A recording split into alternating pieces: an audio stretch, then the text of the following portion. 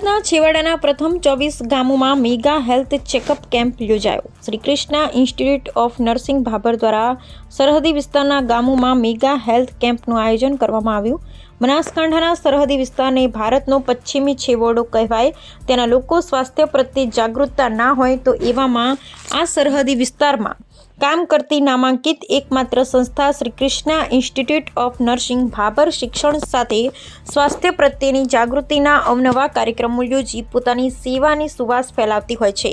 ત્યારે આ સંસ્થા દ્વારા એક અલગ પ્રકારની મેગા હેલ્થ આરોગ્ય ચેકઅપ કેમ્પનું 23/2/2025ના રોજ સરહદના પ્રથમ 24 ગામોમાં મેગા હેલ્થ ચેકઅપ કેમ્પનું એક સાથે આયોજન કરવામાં આવેલ।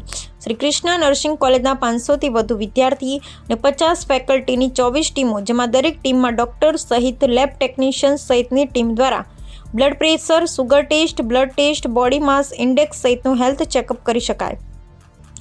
અવનવા રોગોની જાણકારી તથા સ્વાસ્થ્ય પ્રત્યે જાગૃતતા લાવવા લોકોને વધુમાં વધુ માહિતી પૂરી પાડી આરોગ્ય વિશે જાગૃત કરવામાં આવ્યા।